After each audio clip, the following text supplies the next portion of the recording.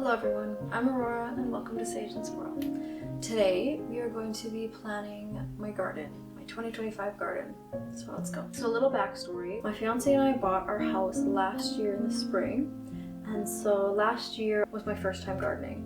I didn't have a lot of time to prepare, so we kind of just threw a bunch of things together and I kind of planned a little bit, but I didn't really stick to my plan and kind of just threw things everywhere, which actually worked great. We got a lot of harvest, we got really good variety, so I got to connect with the earth more and see all of the amazing insects. It was a really amazing experience to be able to grow my own food for my family. I also just really enjoy being outside and being in nature, and so it was very fulfilling. I love plants. I've loved plants since I was a teen. I started having houseplants, and so I was really excited to be able to expand from just growing things indoors to growing things outdoors, and also growing food that I could actually eat. I had done some like the countertop herbs before, but nothing really on a bigger scale, so I just had a really good time last year and I'm really excited this year again. I started out by making a list of everything I wanted to have in the garden this year. I'm not going to read this out because it is very long. But yeah, so I think that is the first step, kind of see what you want. There's two things we need. Now that we have a list of everything we want, we're going to have to decide where it is, where it's going to be planted, and if it's starting from seed or from a plant from Facebook Marketplace or somewhere else. So like I have potatoes on here, so I have some potatoes that I've saved downstairs that have started rooting, sprouting. So check, that one's done. So I've broken it down into seeds that I have already and then plants that I have, but I also don't remember all the seeds that I have because I have so many. We're gonna go through this bag and see what we have in here that maybe isn't on the list that I want to add. I've done myself the favor of organizing these in categories. So this one is fruits and vegetables. The ones in these brown packages are the ones that I saved from last year. So we bought a grapevine last year and we got quite actually a few grapes. So I have some of the seeds saved in here. Butternut squash and a bunch of others. So I am going to just go through and kind of organize what I want to plant this year and what maybe will be saved for another year. Okay, so I have quite a few vegetables and fruits that I want to grow. Some are new. There's this broccoli that I got from the garden center. I'm gonna try because that's kind of the fun thing. You can just kind of mess around. Try it out.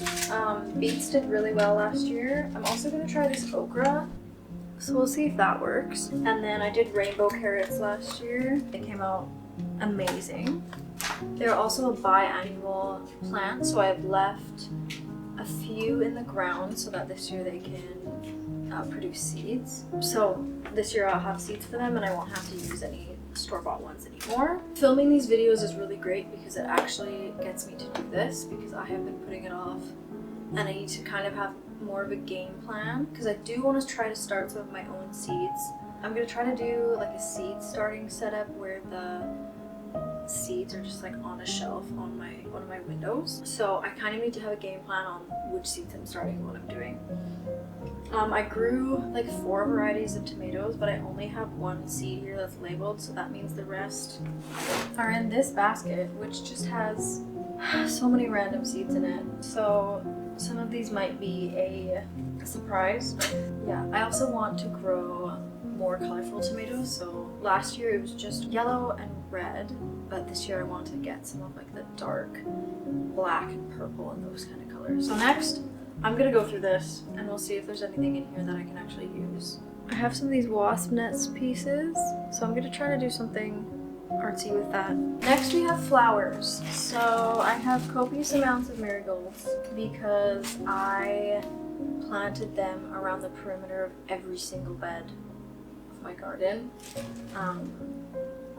I have a outline of what my garden looks like on the iPad, so I will show that in a little bit. But we will need marigolds.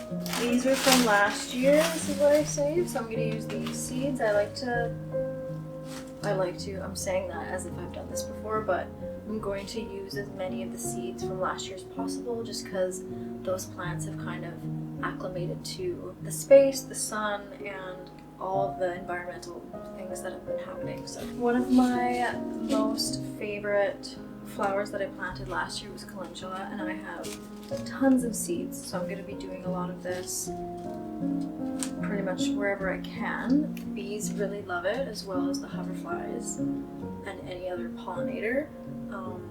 It's great for tea. I also make a fish oil from infusing the petals in oil. I'm going to sort through these flowers and we're going to see which ones we want to try this year. Yeah. Okay, so I have a few of the flowers that I'm going to plant. I'm still going to do marigolds everywhere.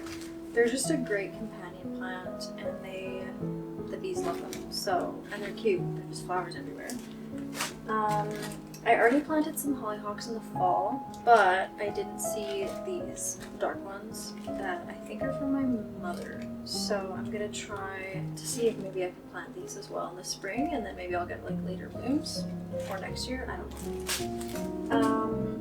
Maybe poppies. I have no idea where I would put this, but I think poppies are cute. So chamomile, and then the calendula. Next is gonna be herbs. Most of my herbs last year were just in planters on my deck, and I got them all from just a local plant nursery. So I'm gonna see if I can start any from seeds. I did try, but I didn't do it indoors. I just kind of put them in the ground. I might try to start some of these from seed to save myself some money since I already have them. So I'm gonna go through these. Okay, so this is basil seeds from last year. This smells really good. Coriander from last year's garden, which so delicious. I got these off Facebook Marketplace. They just bolted right away. We had a really hot summer, so it just produced a bunch of flowers and seeds, which is okay because coriander seeds are delicious for me personally. I got some dill for my mother. She would hate that I'm calling her mother. Lemon balm, thyme, lavender, rosemary, sage, and stevia. I don't know if you have ever had stevia fresh off the plant, but it is so good. I used to go out and just pick a stevia leaf as a teen. My mom grew this, and just eat it. It was so good, so delicious. So I don't know how much I would like make a sweetener with this. It's maybe more just a snack on, which is half of the reason why I want to have lots of edible things in the garden, because you just want to go outside and have a snack. So now that we've got all of our seeds, I'm going to reference them with my list here and see what I need to buy still. Hello. Okay, so I went through that whole basket that you saw, and most of it was dandelion root and leaves. So I'm going to leave that for later. Sounds like a job for tomorrow. But I did find a bunch of miscellaneous tomato seeds and also some kind of squash. I'm really hoping it's spaghetti squash because I grew that last year, and maybe these are the seeds.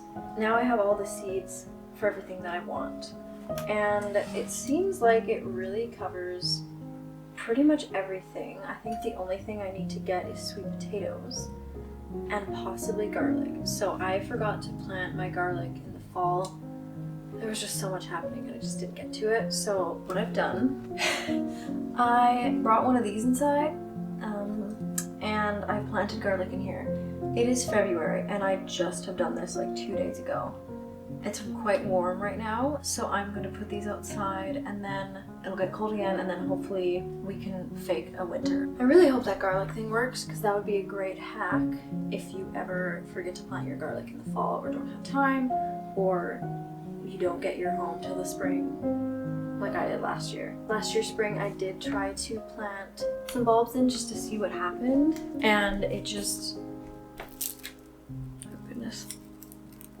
Well, now we're all falling apart.